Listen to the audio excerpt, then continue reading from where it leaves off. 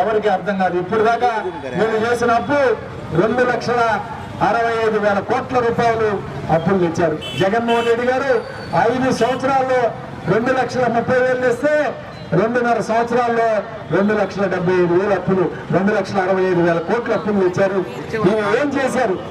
ఈ డబ్బులు college కురవాళ్ళకి fee reimbursement కింద 9,100 కోట్లు బకాయి ఉంటే రూపాయి చెల్లించట్లేదు. అమ్మఒడి కింద 3 సంవత్సరాల్లో 2 సంవత్సరాలు ఇచ్చారు, అది కూడా 20 లక్షల మందికి ఎగరగొట్టే కార్యక్రమం చేశారు. అట్లానే మరి గ్యాస్ సిలిండర్లు అన్నారు, 1 సిలిండర్ ఇచ్చారు ఇప్పుడు దాకా 2 సంవత్సరాల కాలంలో.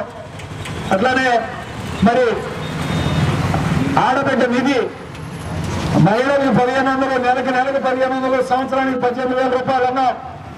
18 సంవత్సరాలు దాటిన మహిళకి, 45 సంవత్సరాలు దాటిన మహిళకి మరి ఒక్కరికైనా ఇచ్చారా? ఇంతవరకు రాష్ట్రంలో P4 కింద అని చెప్పి ఇచ్చేశానని చెప్పి పదవుకున్నాడు. ఎక్కడిచ్చారు? సూపర్ 6 మొత్తం కూడా మోసాలు. మరి ఈరోజు అన్యాయం చేస్తూ ప్రజలను మోసం చేసి వెన్నుపోటుకు వచ్చిన పార్టీ ఏదైనా ఉందంటే అది తెలుగుదేశం పార్టీ అని చెప్తా ఉన్నాం. ఈ రాష్ట్రంలో వెన్నుపోటు పార్టీ ఏదైనా ఉందంటే అది తెలుగుదేశం పార్టీ. ప్రజలకి వెన్నుపోటు పెంచారు, రైతులకు వెన్నుపోటు పెంచారు, యువకులకి వెన్నుపోటు పెంచారు, విద్యార్థులకు వెన్నుపోటు పెంచారు. కాబట్టి వెన్నుపోటు పార్టీ ఏదైనా ఉందంటే రాష్ట్రంలో అది తెలుగుదేశం పార్టీ అని చెప్పి ఈరోజు చెప్తా ఉన్నాం. ఖచ్చితంగా ఈరోజు ఈ 4 రోజులు రిలే నిరాహార దీక్షలు కొనసాగితే ఈరోజు యువకులందరూ కూడా కూర్చున్నారు.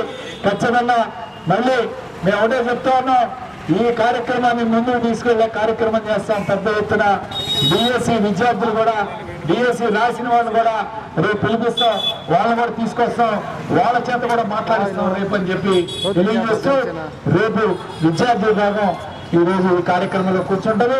ఖచ్చితంగా ఈరోజు యువజన భాగం సాయంత్రం 5 గంటల వరకు ఈ దీక్షా కార్యక్రమంలో పాల్గొంటారని తెలియజేస్తూ ఈ కార్యక్రమంలో పాల్గొంటున్న